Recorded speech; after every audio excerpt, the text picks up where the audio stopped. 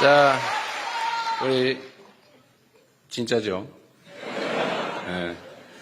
우리 교육생 여러분, 5급 공채 시험, 과거에 우리가 시험 볼 때는 이제 행정고시, 지방고시 이렇게 불렸는데, 어쨌든 대한민국의 주요 공직자로서 새로운 출발을 맞이하게 된 것을 진심으로 축하드립니다.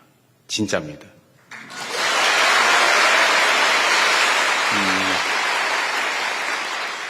사실 여러분들뿐만 아니라 대한민국 공직에 복무하는 많은 사람들을 제가 꼭 만나서 하고 싶은 이야기들이 꽤 많이 있었습니다.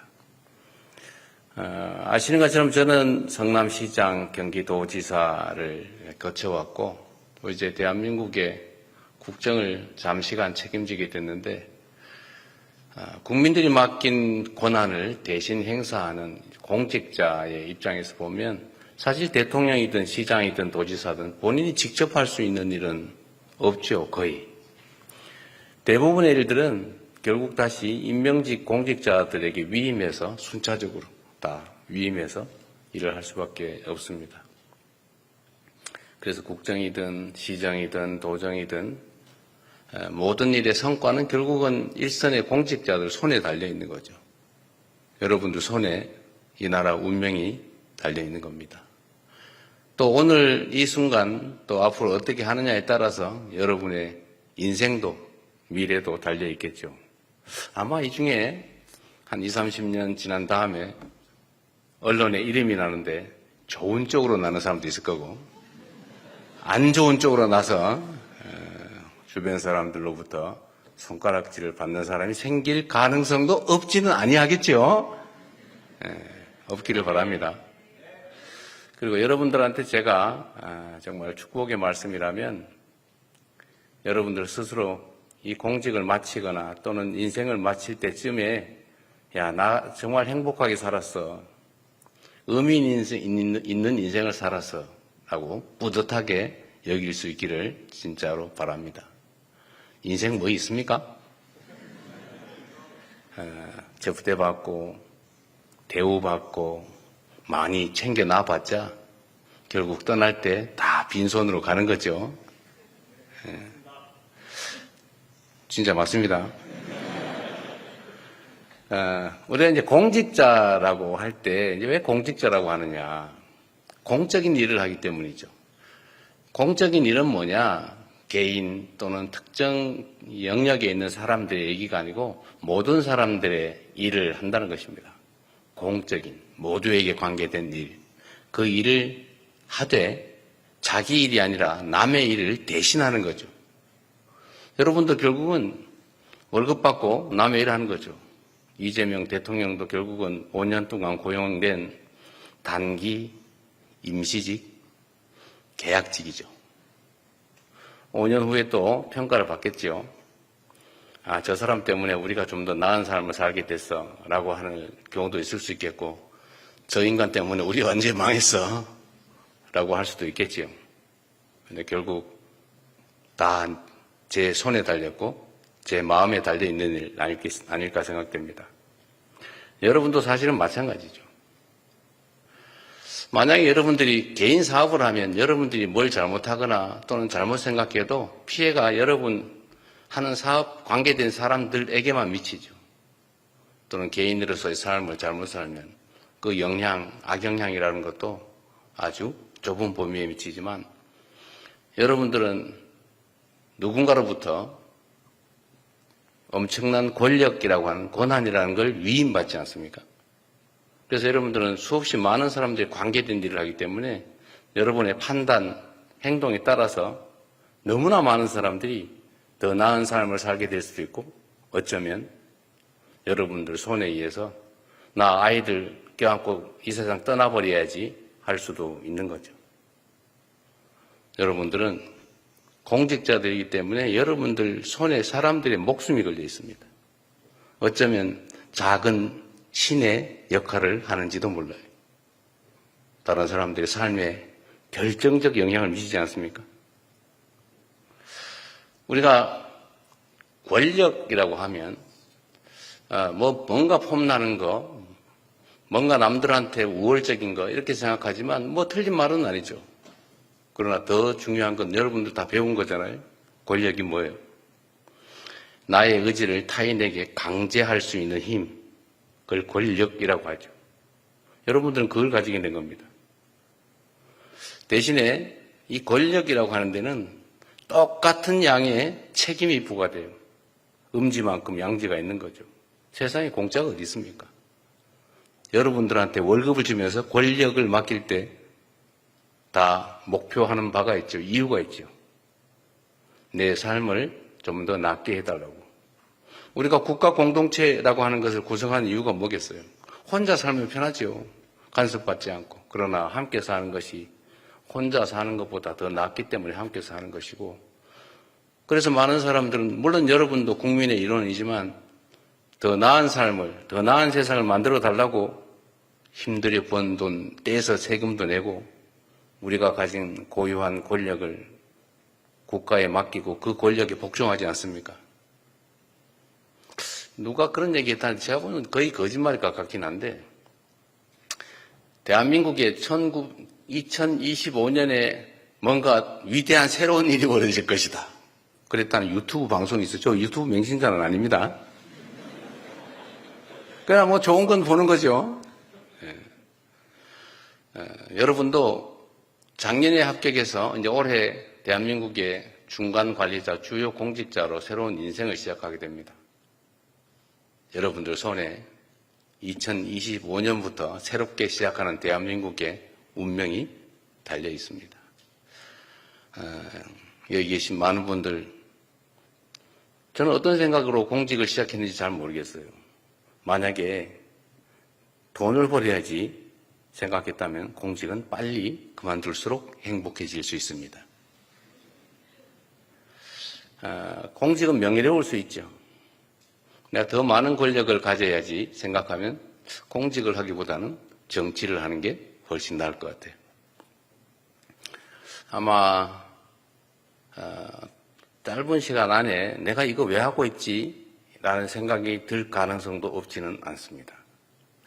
한 2달 조금 지났는데 지금 벌써 그 생각 드나요? 아니, 있을 수 있어요. 그러나 그 표현을 할 수는 없겠죠. 요즘은 공직하다가 그만두는 사람이 많다고 하더군요. 물론 이제 5급 중간관리자 사무관이라고 하는 거는 좀 다른 공직자들하고 다르긴 하죠. 그리고 이런 거 세상에 젊은 새파란 젊은이들한테 남들은 30년 해도 겨우 될까 말까 하는 5급을 달아주고 거기서부터 출발하게 하는 게 맞느냐, 이런 주장도 없지는 않아요. 그러나 저는 필요하다고 생각합니다. 저는 역사적으로 봤을 때 과거 제도가 있던 시대는 흥했고 음서 제도가 횡행하던 시대는 망했다, 이렇게 확신하는 사람이에요. 그래서 훌륭한 인재들을 잘 뽑아서 잘 교육해서 바른 마음으로 국가를 책임질 수 있다면 그 나라가 아주 흥할 수 있을 거다. 여러분도 그 중에 중요한 한 구성원이 될 거다라고 생각하고 여러분들의 합격을, 새로운 공직자로의 출발을 다시 한번 축하드립니다. 박수도 한번 하세요.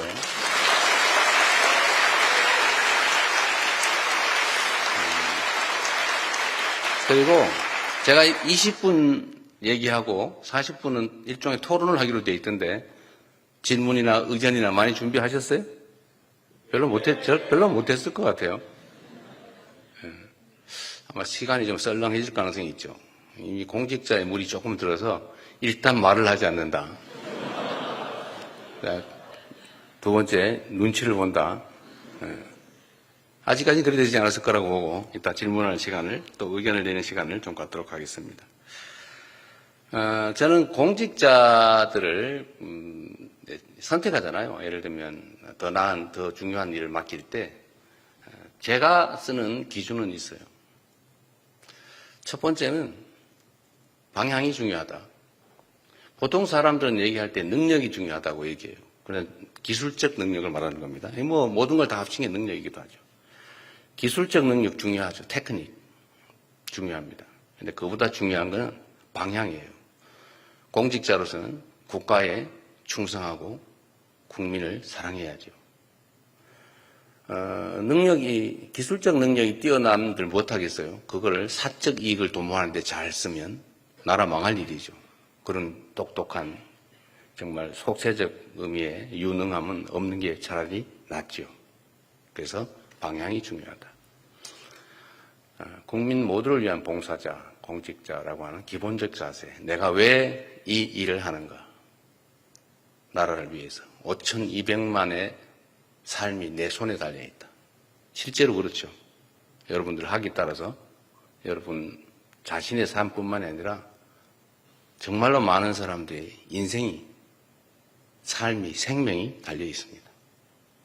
더 나은 삶을 살게 될 수도 있고 더 혹독한 삶을 살게 될 수도 있는데 그야말로 여러분들은 눈도 깜짝 안 하고 손가락으로 까딱까딱하는 이 행동 하나에 엄청나게 많은 사람들의 삶이 달려있다.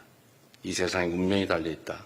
그렇기 때문에 여러분들의 마인드가, 기본적인 마음이, 자세가 정말로 중요하죠.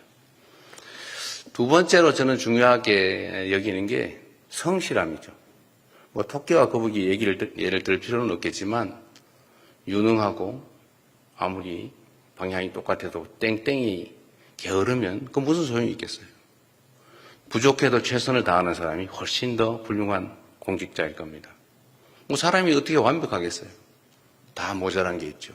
그 특장점들이 있는데 그 특장점을 잘 찾아서 성실하게 최선을 다하는 게 정말로 중요하겠다라는 생각이 듭니다.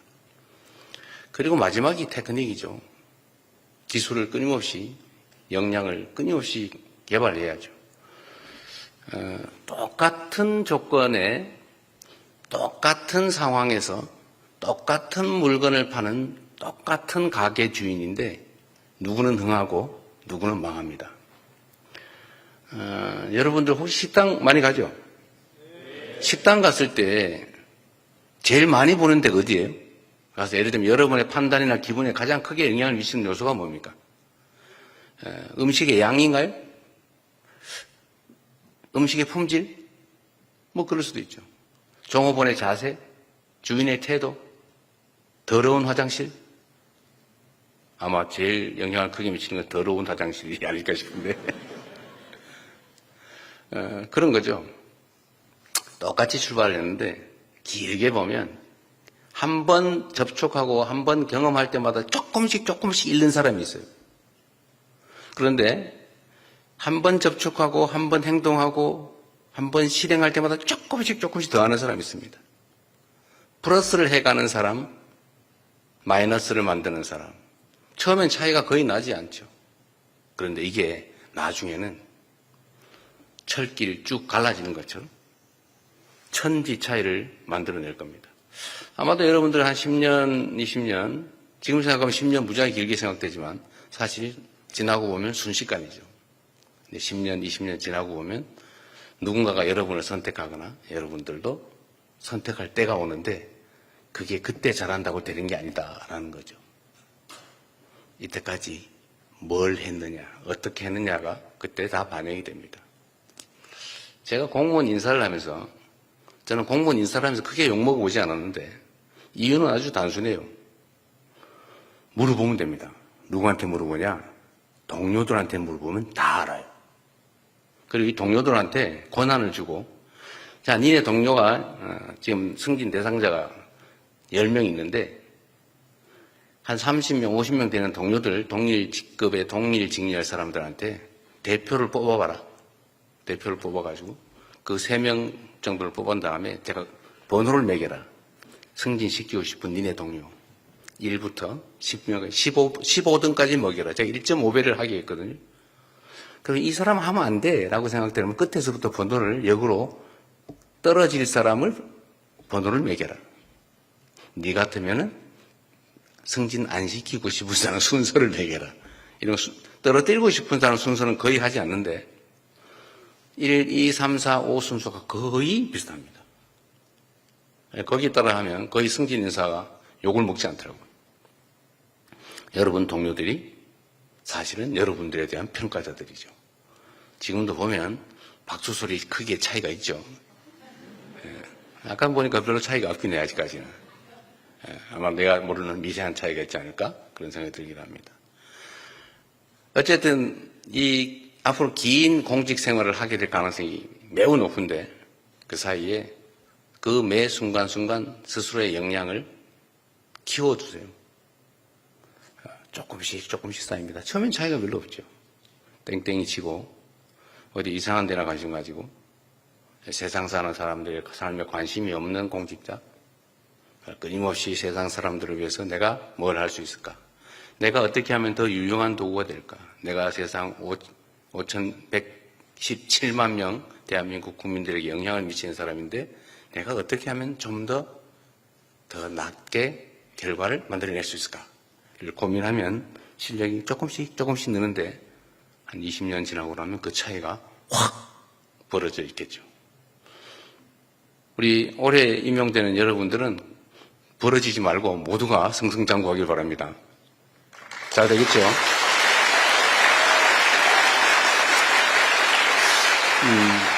그리고 이건 기본에 관한 건데 공직자는 청렴해야 돼요.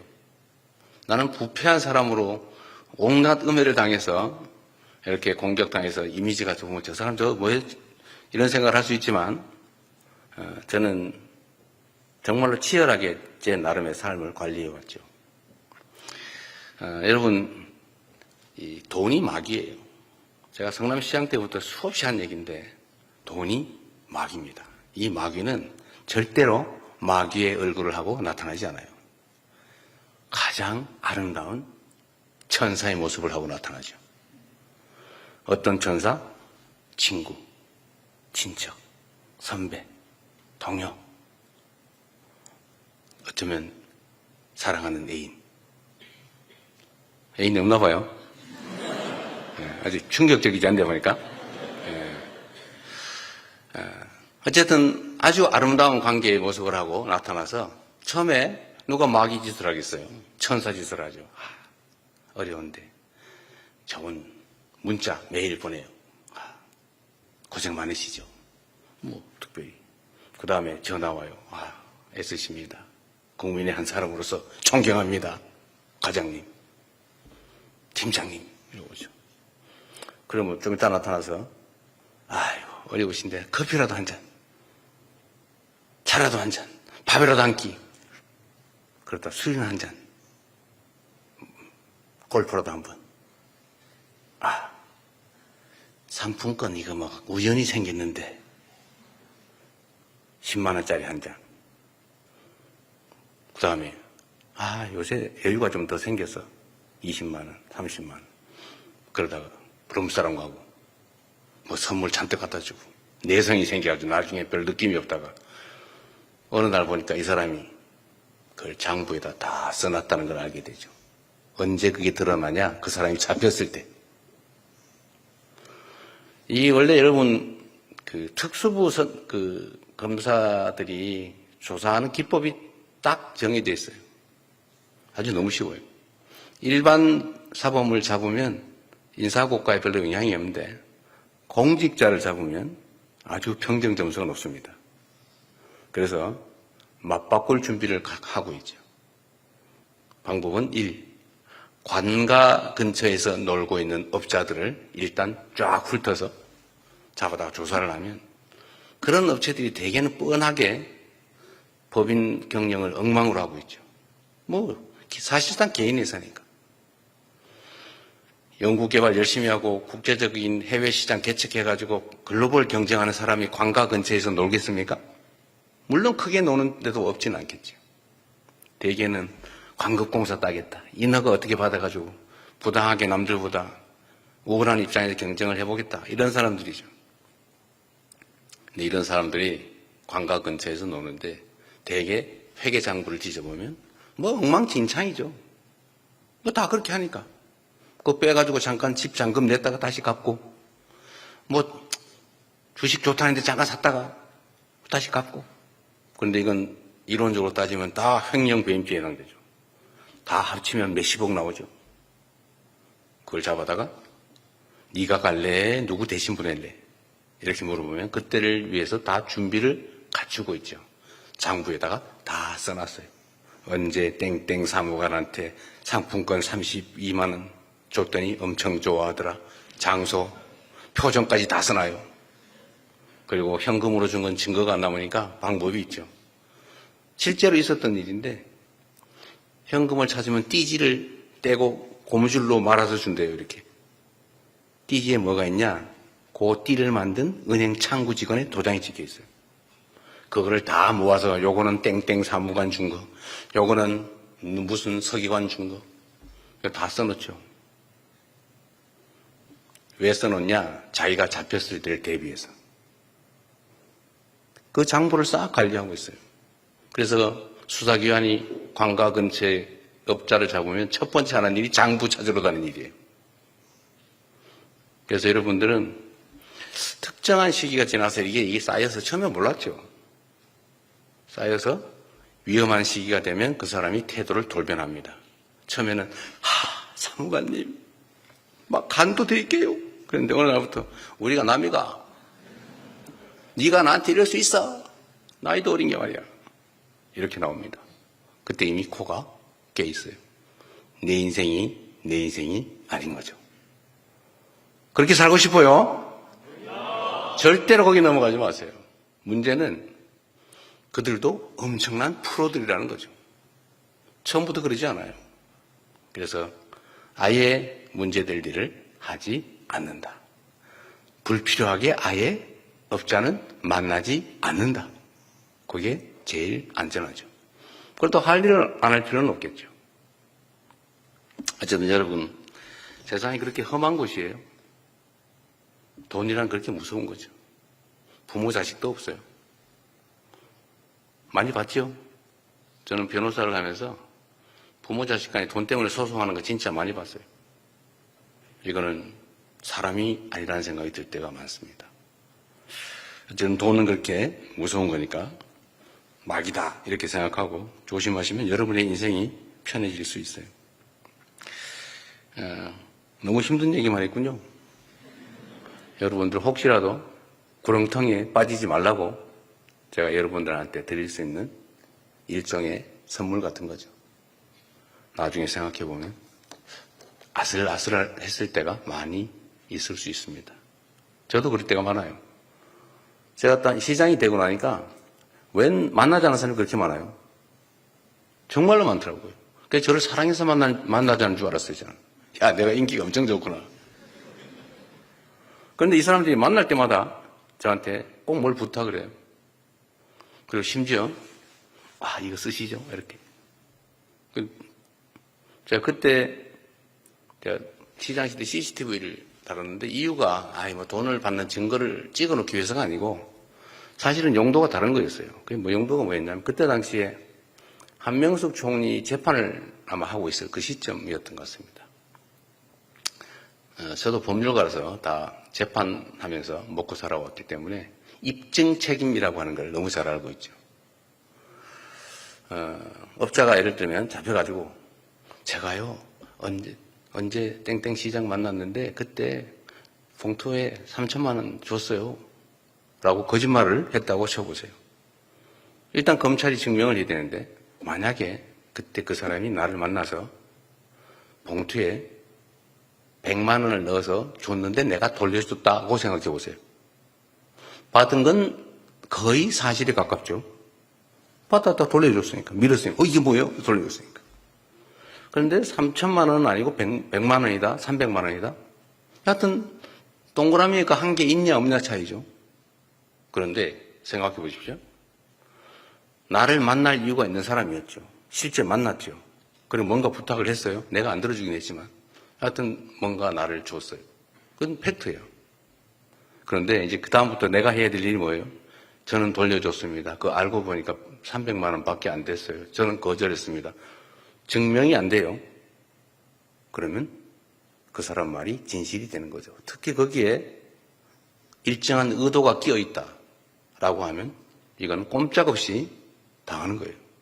그래서 제가 그때 갑자기 무서워져가지고 제가 업자들 경고용으로 제가 언론들 보라고 한 게 아니고 너네는 나한테 거짓말할 생각 꿈에도 꾸지 마라. 내가 다 찍어 놓는다. 만나는 장면을. 저 봤죠? 저 있어요. 온 동네 저 언론에 소문을 냈더니 그게 연합뉴스 뭐 등등에 보도가 되고 난 다음부터 면담 신청이 확 줄었어요. 신통하지 않습니까?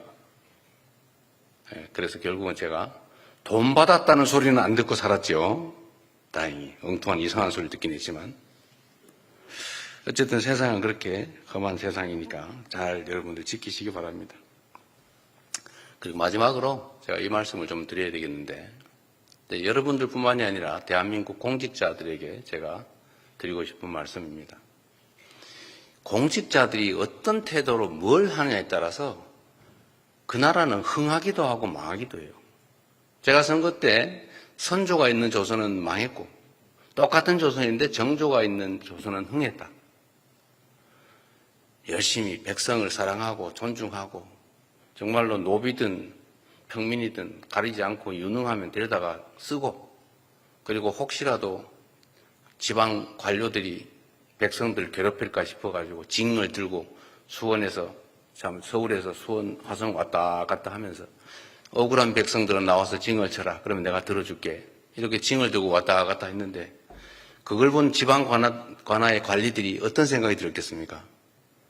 내 관할하는 백성이 혹시 가가지고 징을 치는 날 자기가 바로 징을 치는 날이죠. 그래서 그 행위 하나만 가지고도 전국에 아마 지방 관리들이 부정부패로 백성을 괴롭게 한다는 건 꿈도 못 꿨을 거예요. 하다가도 아마 백성들과 혹시 뭐 불편한 거 없으세요? 이렇게 해서 백성들을 위무했겠죠. 그래서 정조는 그 징 한 개, 1년에 한 열흘 화성 한 번 왔다 갔다 하는 걸로 지방 관리들을 전부 제압한 거예요. 딱 이 한 가지의 행동으로.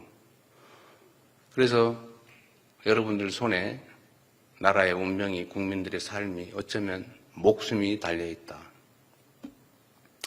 예컨대 안보를 다루는 군인들 여기는 없지만 그 군인들이 혹시 쓸데없는 이상한 목적으로 불필요하게 전쟁을 하게 자극을 해서 만들었다. 어떻게 됐겠습니까?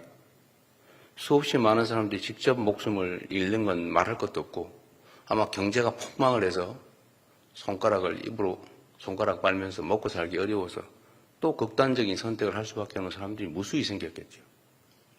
그 작은 하나의 행동으로. 그래서 공직자들 손에는 정말로 많은 사람들의 삶이 달려 있습니다. 여러분들에게도 마찬가지예요. 여러분들은 더군다나 대한민국 공직자의 중간 관리자, 중간 간부, 사무관으로부터 출발하지 않습니까? 여러분 손에 엄청난 권한이 주어져 있죠. 여러분들 학에 따라서 대한민국이 흥한 대한민국이 될 수도 있고 망한 대한민국이 될 수도 있습니다. 그런데 문제는 이 공직자들이 일을 할 때 하자면 끝이 없어요. 이 공직의 특성이 그런 겁니다. 이 공직은 정해진 확실한 일이 없어요. 정말로 하자면 막 해도 끝이 없어요. 그런데 안 해도 별로 상관이 없어요. 그래서 공직자들 앞에는 일거리가 산더미처럼 쌓여 있어요. 그래서 저는 이 일 처리의 좀 방식은 각자 알아서 하겠지만 저는 그렇게 합니다. 쉽고 간단한 일부터 빨리 해치운다. 제 책상에는 서류가 쌓여있지 않습니다. 최대한 빨리 내가 할 일을 하고 맡기죠. 이걸 부족하면 보완해가지고 와라. 이건 당신이 알아서 해라. 이거는 된다 안 된다. 그리고 진짜로 복잡하게 판단이 어려운 일이 있으면 판단할 자료를 더 만들어 오라고 내 손을 떼서 딴 데다 맡겨놓죠. 그래서 쉽고 간단한 일부터 빠르게 처리하면 성과가 납니다. 대개는 보면 어렵고 중대한 일, 이걸 가지고 끙끙끙 앓으면서 아예 아무것도 안 해버리죠. 그러면 성과를 내기가 어렵더라. 그리고 여러분들은 뭐 평생 공직을 할 거니까 모르겠는데 저는 이제 5년 임시직이니까 그 사이 시간이 제한되어 있지 않습니까? 그래서 저는 앞으로 그렇게 하려고 하죠. 시간을 2배로 효율성 있게 쓰면 임기는 10년이 될 수도 있는 거 아닙니까? 그래서 최대한 신속하게 처리할 생각입니다. 모든 일들을. 그래서 공직자들도 할 수 있는 일보다 빨리 하자. 시간 질질 끌지 말자. 다시 한번 얘기하지만 여러분들은 뭐 민원 일주일에 처리하나 2주에 처리하나 아니면 6개월 후에 처리하나 별로 상관이 없겠죠. 그러나 그 민원의 당사자는 1명일 수도 있고 1000명일 수도 있고 100만 명일 수도 있는데 그 사람들은 흥망이 달려 있어요. 인생이 달려 있습니다. 여러분들은 그냥 수없이 많이 쌓인 민원서류 중에 하나에 불과하지만 파초선이라고 하는 얘기 제가 가끔씩 하는데 들어보셨죠? 시험 공부하느라고 혹시 서유기도 못 읽어본 건 아닐 테고 그 손오공이 어디 가다가 어딘가 불이 나가지고 그 불을 꺼야 되는데 그 불을 끄려면 파초선이라는 부채가 필요하다. 그 누가 가지고 있냐? 어떤 마녀가 가지고 있다. 부채예요 그냥. 근데 부채는 그 마녀한테는 바람을 일으키는 부채에 불과한데 그걸 한 번 붙일 때마다 세상에 폭풍우가 일고 태풍이 불고 천지가 개벽을 하죠. 이게 권력이에요. 여러분 손에 들려있는 펜, 업무, 이거는 세상에 폭풍을 일으키는 파초선 같은 거죠. 그래서 권력이란 무서운 겁니다. 여러분들은 비록 따져놓고 보면 친구들하고 뭐 똑같은 뭐 생맥주집에서 같이 술 먹는 친구들에 불과하지만 그러나 여러분들은 엄청난 세상의 내부 병력을 가져올 수 있는 권력이라고 하는 파초선을 들고 있는 거예요. 그래서 이거를 잘 써주기 바랍니다. 근데 장애가 하나 생겼죠. 어떤 장애냐? 특히 여러분들 행정직 공무원이어서 재량이 너무 많아요. 해야 되는 일, 하면 안 되는 일 빼고 해도 되고 안 해도 되고 이래 해도 되고 저래 해도 되고 재량. 이 재량이 너무 많고 넓죠. 그런데 이 재량 범위 내에서 내가 선의를 가지고 한 일이면 그게 실패할 수도 있고 성공할 수도 있는데 어느 날인가부터 실패를 하면 너 왜 그렇게 결정했어? 이렇게 책임을 묻는 이상한 풍토가 생겼어요. 이러다 보니까 공직자들이 의무 지어진 일 외에 내가 책임질 여지가 있는 일은 절대로 안 하기로 마음먹기 시작했습니다. 이러면 그 사회가 경직되죠. 이게 지금 현재 대한민국 공직사의 가장 심각한 문제입니다. 누구 때문이냐? 따질 필요 없죠. 여러분 때문은 아니에요. 일선에 일하는 공무원들 때문은 아닙니다. 정치 때문이죠. 이거를 고쳐야 됩니다. 이 점에 대해서는 저도 총력을 다해서 일선의 공무원들이 스스로 합리적으로 판단해서 선의를 가지고 한 일에 대해서 어떤 경우에도 책임을 묻지 않는 그런 제도, 그런 공직 풍토를 꼭 만들도록 하겠습니다. 여러분도 이제 교육 끝나고 돌아가시면 하실 일이 많을 텐데 그런 점에 대해서 우려는 최소한 좀 내려놓도록 노력하시기 바랍니다. 그래도 안 믿어질 거예요. 네가 내 인생 끝까지 책임질 거냐? 이런 생각 들죠? 그렇다고 해도 돼요. 그 사실이죠, 근데. 그러나 제도도 바꾸고 풍토도 바꾸고 그래서 공직자들이 선의를 가지고 하는 일들에 대해서 어떤 다른 목적으로 그 사후적인 책임을 묻는 그런 일들은 없도록 최선을 다하겠습니다. 공직자들이 처하는 어떤 선택 결정의 단계에는 가능성이 무궁무진하죠. 그리고 그 사후적으로 이 결정이 잘 됐다 아니면 그보다 더 나은 결정이 있었다라고 책임을 묻고 평가하게 되면 이거는 공직자들한테 신이 되라고 요구하는 것이나 마찬가지예요. 근데 우리는 신이 아니잖아요. 사람으로서 최선을 다하는 거죠. 자, 얘기가 너무 길었는데 이상으로 제 일방적인 얘기는 여기서 마치고 여러분 합격을 축하하고 대한민국의 중간 주요 공직자로서 출발을 진심으로 축하드립니다. 고맙습니다.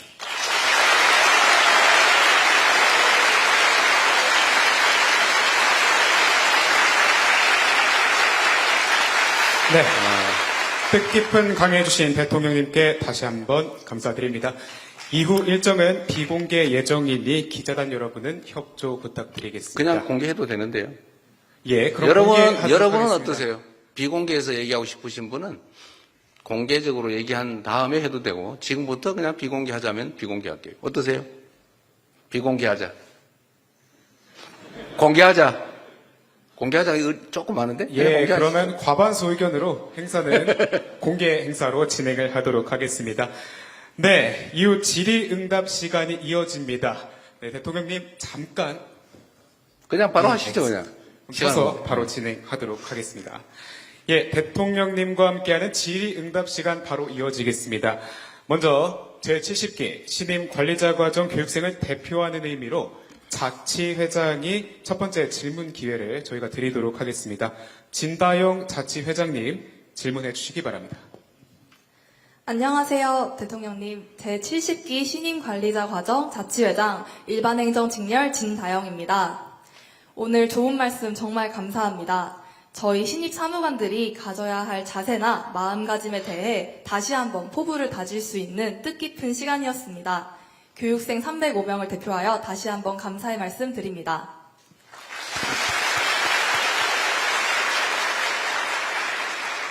네, 질문 드리도록 하겠습니다. 의견을 말해도 돼요. 꼭 안 물어봐도 됩니다. 물어보는 거 부담스럽게 해요.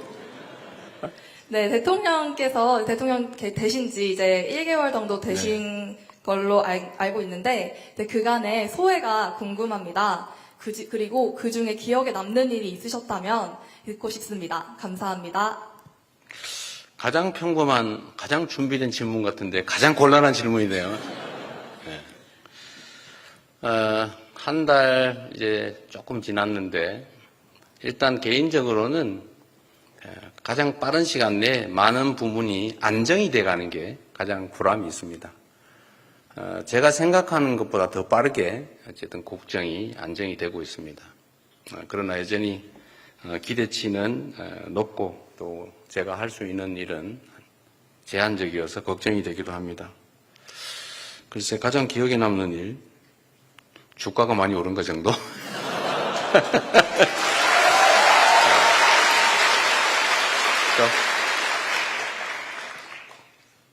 다음, 네. 예, 다음 질문부터는 자유 질문 시간입니다. 질문 있는 교육생은 손을 들어주시고 사회자의 지목을 받으면 본인의 직렬과 이름을 말씀해 주신 후 질문하시면 됩니다. 질문이 아니고 의견을 내도 된다. 예, 의견을 내주시면 되겠습니다. 네. 네, 제 눈에 가장 띄었던 이 교육생, 남성 교육생 세 번째 줄 남성 교육생에게 먼저 질문 기회를 드리도록 하겠습니다.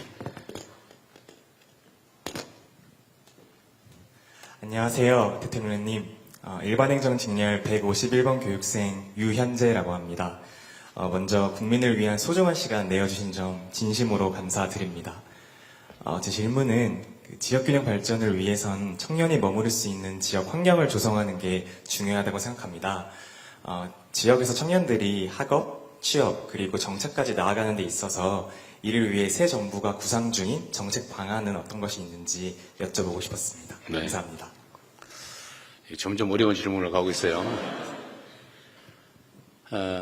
우리 대한민국의 문제만은 또 사실 아닌 것 같습니다. 전 세계적인 현상이 이제 성장률이 떨어지고 있는 거예요. 성장률이 떨어진다는 것은 곧 기회 총량이 상대적으로 줄어든다는 얘기고, 기회가 줄어들면 이제 청년들, 새로운 사회 진입 계층인 약자죠. 약자인 청년들이 어려움을 겪게 됩니다. 청년들이 새로운 기회를 얻기가 어려워지니까 경쟁은 격화되고 또 미래에 대해서 불확실해지거나 좌절하게 되고, 그러니까 화가 나겠죠. 더군다나 이제 삶의 조건이 또 어렵고, 그 다음 세대, 안 그래도 어려운 청년의 그 다음 세대들에 대해서는 더 암울하다 보니까 출산도 또 결혼도 이렇게 망설이게 되는 그런 현상이 생겼습니다.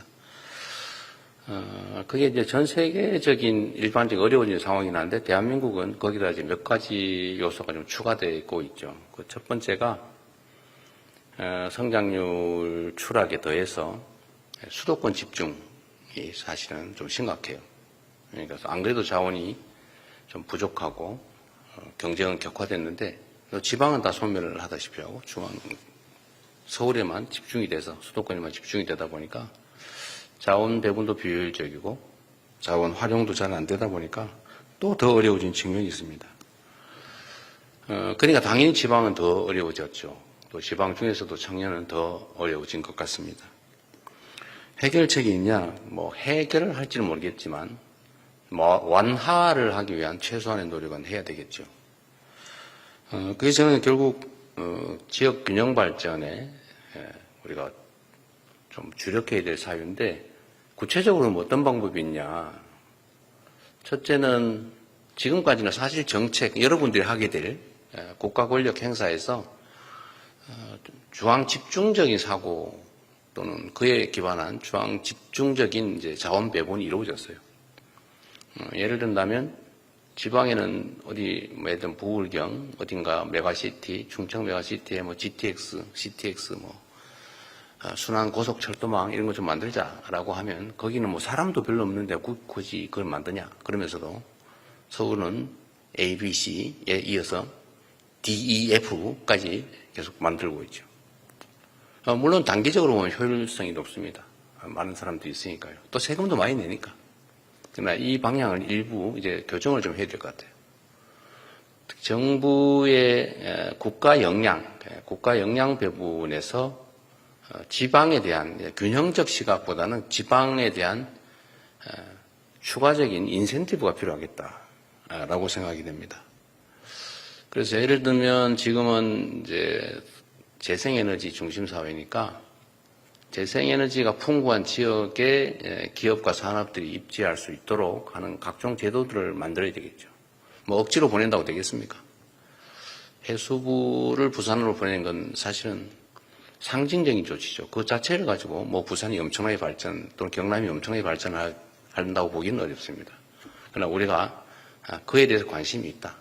또 새로운 북극 항로 개척이라고 하는 새로운 아이템으로 부산, 경남, 울산 지역을 그 영남 남쪽 지역을 새로운 기회를 한번 만들어 보겠다라고 하는 희망을 보여주는 거죠. 전남, 광주 뭐 이런 지역들에는 거기가 재생에너지, 태양광이든 풍력이든 이런 재생에너지의 보고니까 거기에 재생에너지를 싸게 활용할 수 있는 시스템을 갖추고 거기에 전기 에너지를 많이 사용하는 미래 첨단 기술 산업들을 대대적으로 유치할 수 있도록 뭐 세제든 교육제도든 아주 다양한 지원 정책을 만들어 보려고 합니다. 너무 어려운 질문이라서 답하기가 너무 어려운데 하여튼 지역 균형 발전이라고 하는데 우리가 대대적으로 관심 갖고 투자를 하는 게 길이다. 구체적으로는 어떻게 앞으로 계속 토론해서 찾아보도록 하겠습니다. 앞으로 지방 균형 발전에 각별히 관심 가지고 열심히 해보시기 바랍니다. 네. 네, 여러분 박수 부탁드립니다. 네, 다음 질문 받겠습니다. 질문 있는 교육생. 네, 저기 V 표시라면서 팔이 긴 저기 첫 번째 분단에 맨 뒤쪽에 남성분께 마이크 전달 부탁드리겠습니다. 안녕하십니까 대통령님. 저는 일반행정 전국직렬에 합격한 교육번호 302번 조수영입니다. 먼저 인수위 없이 출범하셔서 바쁘신 와중에도 저희들을 찾아주셔서 진심으로 감사드립니다. 저는 새로 출범한 국민주권정부의 행정개혁 방향과 관련돼서 질문 및 제안 드리고 싶은 사항이 있어서 발언을 신청을 했습니다. 최근 들어 MZ세대 공직 매력도가 하락을 하고 있는 상황입니다. 공직자를 배출하는 주요 학과에서는 공무원이 될 노력으로 차라리 다른 민간 기업을 가겠다라는 그런 분위기들이 형성이 되고 있고, 공직에 입직을 한 이후에도 빠르게 퇴사를 하는 사례가 이전에 비해 증가하고 있습니다. 많은 원인이 있겠습니다만 저는 크게 두 가지 측면에서 그 원인이 있다고 생각을 하는데요. 첫 번째로 조직 문화입니다. 사실 중앙정부는 많이 개선이 된 편입니다만 지자체의 경우에는 여전히 신입 공무원들의 과장님 모시기 관행을 비롯해서 여러 가지 악습들이 잔존을 하고 있습니다. 그리고 또 조직 내에 인수인계 매뉴얼은 없는데 조직 내에 힘든 일들은 신입이 이른바 짬처리를 하게 되는 그런 사례들도 많이 있는 것으로 들었습니다. 다음으로는 보수체계입니다. 현실적으로 공공부문이 민간 부문과 유사한 수준의 급여가 지급이 되는 것은 어려운 일이라고 생각을 합니다. 그렇지만 민간 대비 공무원 보수 수준을 나타내는 이른바 공무원 보수 민간 임금 접근율이 2000년 통계 작성 이후 최저 수준을 기록한 것으로 2023년에 집계가 된 바가 있습니다. 그래서 다년간의 청춘을 투자해서 쟁취한 공직에 대해서 그리고 국민을 위해 봉사한다는 사명감에 대해서 노력한 만큼의 보상, 그리고 그 가치만큼의 보상이 체계화되는 것이 충분히 저는 기대될 수 있다고 판단이 되는데, 이에 대해서 대통령님의 어떤 문제의식, 그리고 향후 어떤 그런 M세대에 좀 더 친화적인 행정개혁의 방향성에 대해서 궁금합니다. 감사합니다. 네. 좋은 질문입니다.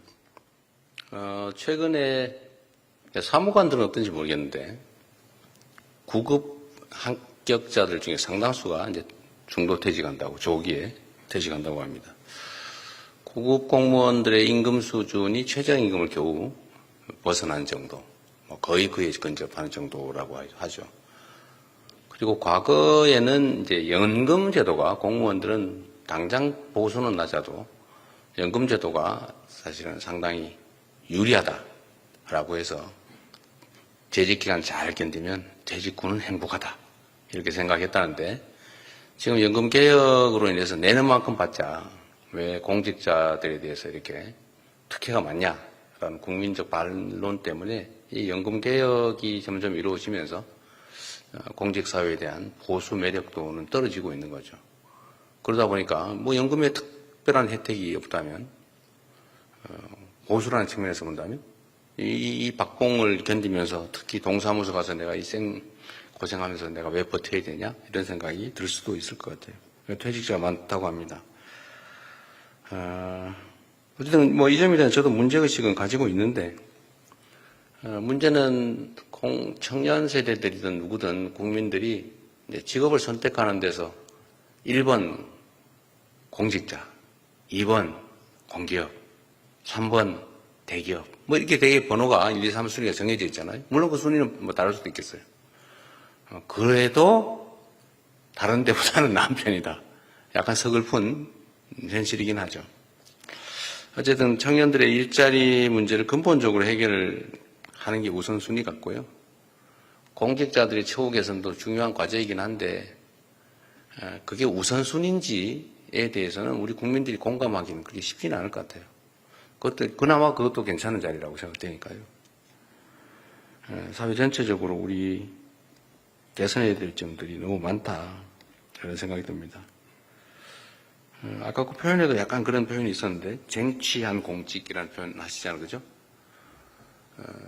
저는 쟁취를 했든지 뭐 쉽게 얻었든 공직 자체의 매력도를 가지고 판단하는 게 더 중요하겠다, 그런 생각이 들어요. 나름의 의미를 공직 자체에서 찾아야지, 뭐 높은 보수, 다른 일반 기업에 비하면 별로야 라고 생각하면 사실 공직에 대한 매력을 느끼긴 쉽지 않을 거예요. 아까 제가 말씀드렸잖아요. 돈을 벌려면 기업으로 가는 게 좋겠다, 창업을 하는 게 낫겠다. 그리고 또 한 가지 이런 것도 있어요. 대한민국의 우수한 자원들이 지나치게 공직으로 너무 몰린다는 지적이 있습니다. 사실 여기 행정고시 오신 여러분들 대단한 사람들 아닙니까? 스스로? 체면 차리시는 거예요? 엄청난 거죠, 사실은. 20대 또는 30대의 일반 일선 공직자들이 30년 해야 겨우 도달할까 말까 한, 지방 공무원들은 사무관 되기도 어려워요, 사실은. 뭐 중앙 공무원들은 좀 다르긴 한데, 지금 9급에 출발한 기초단체 공무원들 사무관 되는 게 꿈이라서 어떤 아주 나쁜 단체장 만나면 뇌물 주고 막 이러죠. 근데 여러분들 시험으로 어쨌든 5급을 출발점부터 취하게 된 거니까 엄청난 기회를 가지신 겁니다. 그리고 더 길게 보면 사실은 그 사회가 가진 우수한 자원들은 과학기술, 첨단 산업, 이런 부분에 사실 더 많이 투입되는 게 바람직합니다. 자칫 잘못하면 이 나라 사회가 사실 공직, 요즘은 이공계는 전부 의대 간다면서요. 그런 것도 사실 심각한 문제죠. 조금씩 고쳐봅시다. 갑자기 내가 기가 죽었는데. 예, 이어가 보도록 하겠습니다. 이번에는 맨 우측 분단이 한 번도 못해서요. 이번엔 맨 우측 분단에서 질문자를 받겠습니다. 질문 혹은 의견. 네, 저기 지금 반짝반짝 빛나는 우리 여성 교육생이 한 명 있는데요. 네, 여기 마이크 전달 부탁드리겠습니다. 안녕하세요. 저는 일반행정직 교번 218번 정소희입니다. 저는 조금 가벼운 질문을 드리고자 하는데요. 저희가 지금 부처 배치와 면접을 앞두고 있습니다. 이전에 이제 공직자 선택하시는 기준으로 방향, 성실함, 기술을 말씀해 주셨는데 이 외에 특히 신입 공무원으로서 만약 대통령님이 면접관이시라면 어떤 신입 공무원을 뽑고 싶으신지 또 저희가 어떻게 하면 사랑받는 막내가 될 수 있을지 질문을 받고 싶습니다. 정말로 중요한 질문이죠. 근데 우리 정소희 예비사무관은 아마 많은 사람들이 선택하려고 노력할 것 같습니다. 예.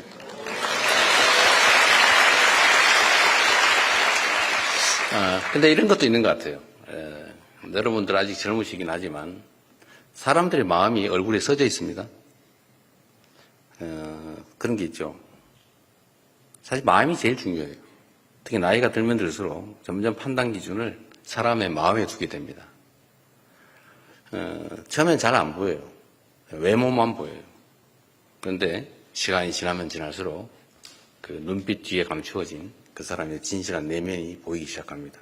근데 이게 약간 삐딱하게 이상하게 가면 점을 보기 시작하죠. 관상 뭐 이러면 그건 약간 좀 달라가던데. 근데 이게 뭐 어떤 근거가 있는 건 아니지만 그 사람들 사이에는 교감이라고 하는 게 있어요. 그 순간적으로 남녀 간의 관계도 딱 보자마자 결판 난다는 거 아닙니까? 거의 대부분 판단이 금방 이루어진다는 뜻이죠. 강아지도 자기를 좋아하는지 싫어하는지를 압니다. 제가 오늘 아침에도 제 아내하고 좀 그것 때문에 갈등이 조금 있었는데 얘가 제 아내한테만 자꾸 가는 거예요. 약간 섭섭했는데 뭐 그럴만 하겠더라고. 맨날 밥 주고 데리고 노는 게 제 아내니까 저는 가끔씩만 보고 그러니까요. 근데 사람은 오직하겠어요. 사람들도 마주 얼굴 탁 대하면 딱 눈에 띄거나 느낌이 있어요. 근데 그건 결국은 뭐냐? 뭐 테크닉으로 되는 건 아니에요. 마음이죠.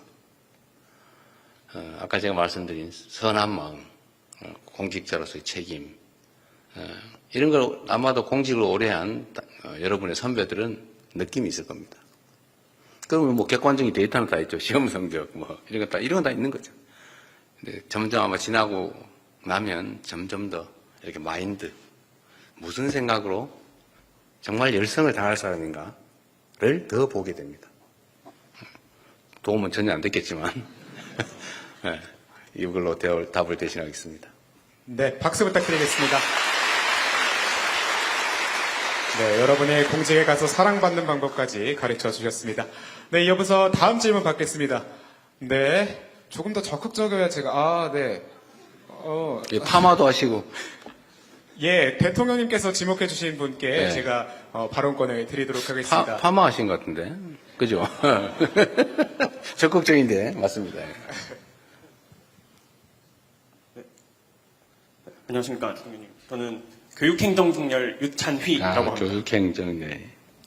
네, 제가 만약 옳다고 생각하는 정책이 있을 때 그걸 추진하고 싶은데 국민들이 반대하는 경우가 앞으로도 많을 거라고 생각이 네. 듭니다. 그런 경우에 이거를 제가 잘못했구나라고 생각하고 굽어야 될지 아니면 폐기를 가지고 뚝심을 가지고 밀어붙여야 될지 고민할 경우가 많을 것 같은데 네. 그 대통령님께서 지금까지 겪어오신 여러 공직 경험을 통해서 저희가 타산지석 삼을 수 있도록 경험을 공유해 주시면 감사하겠습니다. 네. 그 정말로 중요한 질문이죠. 정말로 앞으로 많이 맞닥뜨리게 될 일일 겁니다. 저도 수없이 많이 맞닥뜨리고 있는 일이기도 하죠. 그런데 저는 집단지성에 대한 신뢰가 높은 사람이에요. 모르는 것 같지만, 안 보고 안 듣는 것 같지만 국민들은 다 보고 듣고 있죠. 물론 정보의 요구 때문에 일시적으로 판단을 달리할 경우도 있습니다. 일시적으로. 시간이 걸리지만 결국은 다 제자리 같다고 믿고 있고 갈 거라고 생각합니다. 내가 생각하는 좋은 정책인데 국민들이 아니면 구성원 다수가 반대한다고 하면 다시 한번 자신을 되돌아보는 게 더 빠르지 않을까 싶어요. 물론 이거는 의견의 차이가 있을 수 있습니다. 신념의 차이, 또 추구하는 가치 이상의 차이 때문에 똑같은 것도 다르게 보일 수 있어요. 인간은 완벽한 존재가 아니잖아요. 여러분들이 동전을 보면 이렇게 보면 동그란데 이렇게 보면 일자죠. 그래서 이렇게만 본 사람은 분명히 일자라고 얘기해요. 근데 나는 이렇게밖에 안 봤어요. 동그란데 다를 수 있죠. 그런데 이럴 때 중요한 게 가능성을 인정해 주는 것 같아요. 내가 잘못 봤나? 내가 판단이 혹시 부족한가? 정말 다시 한번 철저하게 점검해보고 또 그들의 이야기를 들어보고 제가 그래서 토론을 중시하는 이유가 여기 있어요. 얘기를 들어보면 아 그렇구나 라고 하는 게 꽤 많습니다. 왜 똑같은 현상을 놓고 다르게 볼까?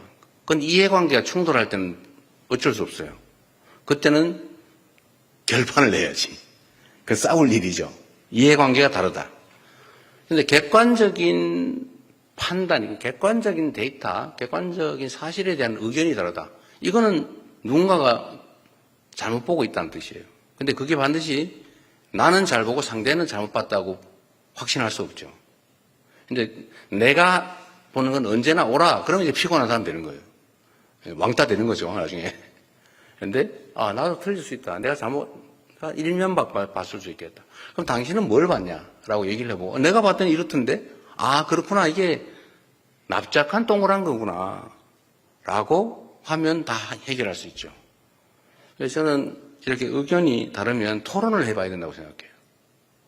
근데 토론을 해서 객관적인 사실이 드러났음에도 다른 얘기를 한다? 뭐 그때는 싸워야지. 또 내가 만약에 객관적인 사실과 다르게 인식을 가지고 있다 그럼 내가 고쳐야죠. 저는 별로 어려운 일은 아니라고 생각해요. 그런데 세상은 특히 정치 권력 이 영역에서는 정치나 권력의 영역에서는 이런 일이 자주 발생합니다. 사실은 이게 동그란 걸 알면서도 이것만 주장하죠. 일자야. 나한테 유익하니까. 그런 게 많아요. 이 정무적 영역에서는. 정책이라고 하는 것도 마찬가지죠. 정책이라고 하는 거 여러분 어떻게 생각하세요? 정책은 만인이 동의하는 건 정책이라고 하지 않아요. 그건 진실 또는 진리라고 말하죠. 정책이란 기본적으로 의견이 다른 거예요. 그래서 정책이라고 해요. 책. 다른 게 너무 당연한 거예요. 조정해야죠. 이해를 통해서 오해가 있다면 오해를 걷어내면 상당 정도를 붙일 수 있죠. 그런데 여기서 더 이상 안 붙어요. 이해관계죠, 그때부터는. 아니, 오해는 끊임없이 제거하기 위해서 노력해야죠. 그건 토론을 통해서 할 수 있고, 당사자가 우기면 제3자가 보게 하면 해결이 돼요. 제가 많은 사람들이 그거 어떻게 했지? 이렇게 생각하는데 계곡 정비를 하는데 그 사람들은 불법인 걸 알고도 수십억 또는 수억씩 주고 권리금 주고 들어온 사람들이에요. 왜냐하면 지금까지 단속을 안 했으니까. 이게 다 알고 있어요. 내가 하는 게 불법임을. 그런데 이때까지 해방 이후에 한 번도 단속 안 했는데 그냥 벌금이나 내고 그냥 다 묵인했는데 왜 이재명 도지사 당신만 나와서 굳이 하려고 그러냐. 근데 그거는 이해관계 충돌의 측면이 강하죠. 알고 있어요. 그래서 제가 이때 쓰는 방법이 있죠. 만인이 보는 가운데 대놓고 얘기해보자. 이거 영상 다 찍어가면서 유튜브 방송 중계하면서 얘기를 하면 사람이 기본적인 양심이라고 하는 게 있어요. 그래서 그 양심에 어긋나는 얘기를 차마 남들이 볼 때는 하기가 어렵습니다. 그게 정리가 되죠. 그런데 정리가 되고 남는 건 이해관계죠. 나는 억울하다. 왜 나만? 하필이면 이때 내가 팔고 나간 다음에 하지. 볼 수 있죠. 그건 뭐 운수에 관한 거니까 이제 조정을 해줘야죠. 그 사람들도 일면은 피해자니까. 조정은 어떻게 해요? 모두가 보는 혜택. 그 계곡을 정비하면 정말 수백만 명의 사람들이 그 돈 안 내고 가서 행복하게 기분 나쁘지 않게 아이들 손잡고 들어가서 놀 수 있잖아요. 그럼 이해관계를 조정하자. 닭죽을 팔지 말고 커피를 팔자. 음료를 팔자. 깨끗하게. 그게 소득 이익률이 더 높다. 고생 안 하고. 대신 그걸 우리 지원해 줄게. 싹 우리가 다 정리한다. 가장 자연친화적으로. 계단 만들어주고 판매소 만들 때 돈도 지원해주고 돈도 빌려주고 주차장도 만들어주고 뭐 음식 농산물 판매소도 만들어주고 매년 봄, 여름, 가을, 겨울 축제 같은 걸 해봐라. 그럼 축제 비용도 지원해줄게. 계곡 관리하는 사람도 지원해줄게. 계곡 플래너. 그리고 동네 청소 깨끗해야 되니까 일자리 사업으로 이렇게 몇 명 고정해 주잖아요. 동네 사람들 먹고 사세요. 그러니까 이해관계 조정이 되잖아요. 그건 결국 세금인데 국민들은 혜택을 보니까 백운 계곡 가면은 맨날 막 비닐로 시퍼렇게 덮어놓고 막 들어가 보지도 못하고 갈 데도 없고 이런 걸 조정을 해내는 거죠. 그러면 이해관계가 많이 조정되면 거의 가까이 오겠죠. 그래도 안 되는 거 어떻게 해요? 그때는 결단을 해야죠. 결단할 힘을 국민이 여러분께 준 겁니다. 그게 권력이죠. 그런데 쓰라고 준 거예요. 대신에 그 권력을, 힘을 이렇게 보이도록 숨기고 있죠. 보이도록 숨기고 있단 말이에요. 그러면 그걸 각오하죠. 그래서 조정을 해내는 겁니다. 마지막은 결국 공직자의 결단이에요. 모두에게 칭찬받는 일은 없어요. 정책을 하기 때문에. 우리는 진리를 말하는 종교인이 아니에요. 사회운동가가 아니에요. 착한 일 하는 자선사업가가 아니에요. 불가피하게 이해관계가 충돌하고 그 충돌을 조정할 권한을 우리가 국민에게 받았기 때문에 그걸 담보로 최대한 오해를 줄이고 이해시키고 조정하고 안 되면 마지막에는 칼로 자르듯이 권력을 행사해야죠. 여러분 손에 그 권력이 들려있는 겁니다. 앞으로 잘 활용하시기 바랍니다. 네, 노련한 경험이 깃든 선배로서의 조언이었습니다. 여러분 다시 한번 박수 부탁드립니다. 박수 칠 시간에 의견 얘기하게 해주세요. 네, 시간 관계상 이제 마지막 한 분만 더 질문을 받도록 하겠습니다. 대통령님께서 마지막 질문을 네. 한 명 선택해 주시면 되겠습니다. 제 매출을 올려준 분으로. 네, 매출을 올려주신 우리 남성교육생에게 마이크를 전달하도록 하겠습니다. 지나가는 길에 사인도 해드리겠습니다. 제가. 예, 대통령님 정말 감사합니다. 네. 네, 대통령님 안녕하십니까? 저는 방송통신직 최원영이라고 합니다. 네. 대통령님께서 기억하실지 모르겠지만 저는 사실 10년 전에도 대통령님께 질문을 드렸던 적이 있습니다. 아, 그래요? 예. 성남시장 2기로 재직하실 적에 저는 당시 서영고등학교 1학년 학생으로 대강당에서 이제 질문을 네. 드렸었고 그때 제가 이제 분당 수서강 고속화도로 덮개공원이 이제 아, 네네. 착공 좀 그때 지연이 되는 거에 대한 사유를 여쭤봤었는데 아, 친절하게 대답해 주셨던 기억이 새록새록합니다. 그리고 그 공원은 지금 잘 완공됐고 저도 이제 시험에 합격해서 이 자리에 왔고 축하합니다. 네, 대통령님께서도 이제 대통령이라는 이 직책을 맡게 되신 것에 다시 한번 축하드리겠습니다. 감사합니다. 예, 감사합니다. 그 질문을 본격적으로 드리면은 이제 성남시장 경기도지사로 재직을 하실 때 많은 부하 공직자들을 데리고 계시지 않았습니까? 네. 저희 같은 경우에도 이제 부처를 갔을 때 다른 동료 사무관님들 또 주무관님들과 함께 협업을 해야 될 것 같습니다. 네. 이때 부하 공직자들을 대할 때 취하셨던 자세 그리고 그 생활에서 얻으셨던 경험에서 어떤 교훈을 얻으셨는지 그것에 대해서 질문을 드리고 싶습니다. 네, 정말로 중요한 질문이고 다시 한번 매출에 감사드립니다. 아, 그리고 참 인연이 그렇군요. 서영고 1학년 그때 몇 년이었어요? 15년. 아, 벌써 많은 세월이 지났군요. 10년. 아, 그래요. 분당 수서강 고속화도로는 지상공원화가 잘 완료가 돼서 잘 사용하고 있군요. 제가 이 얘기도 자랑삼아 한번 해야 되는데 이게 이 사연이 많은 사업이었어요. 아마 제가 공직자로서 자랑하는 사업들이 여기저기 있는데 그 중에 하나가 사실 이 사업이었습니다. 여러분도 경험상 나중에 혹시 필요할지 모르니까 자랑삼아 한 말씀 드리면 이제 성남에 분당과 수서 간에 고속화 도로가 있어요. 지상도로죠, 당연히. 8차선쯤 아마 될 텐데 엄청난 교통량이 있죠. 용인 이 남쪽에서 전부 서울 가는 길이니까요. 근데 거기를 어느 날부터인가 지하로 공원화를 해주겠다는 정치권의 이야기가 시작됐습니다. 그걸 지하를 파서 도로를 지하로 만들고 위를 공원으로 만들어주겠다. 근데 그게 기본적으로 한 3천억이 넘게 되는 돈이 3천억이 넘게 되는 데다가 문제는 공사를 한 3, 4년 해야 되는데 그 사이에 그 도로를 차단하면 경기 남부, 동남부 지역의 교통이 완전히 봉쇄가 돼버려요. 완전 난리가 나는 거죠. 그거 어떻게 감당하냐. 이게 불가능하다, 사실은. 이 결론이 나는 건데 이 정치인들이 또 가만히 있습니까? 해당 지역 주민들이야 뭐 그건 다음 일이고 일단 공원화하면 집값 오르고 주거 환경 좋아지니까 하자 그러고 표 되니까 모든 정치인들이 하겠다라고 공약을 하는 거예요. 뭐 십몇 년 됐지요. 그래서 저는 첫 시장 출마 때는 그 거짓말인 줄 알았기 때문에 공약을 안 했어요. 물론 떨어졌죠. 근데 그것 때문에 떨어진 건 아니에요. 30 몇 %밖에 못 얻었으니까. 모두가 전멸할 때 떨어졌으니까.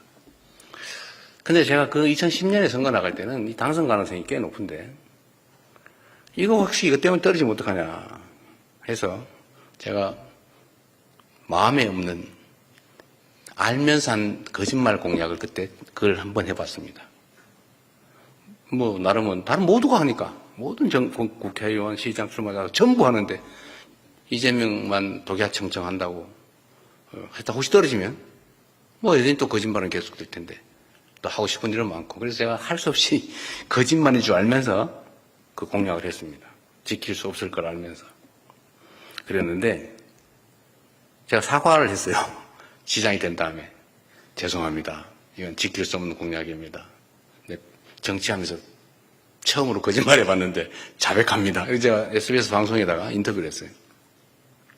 그러고 난 다음에 그 동네 주민들 사이에서 아이디어를 하나 낸 거예요. 그렇게 하지 말고 위를 덮자.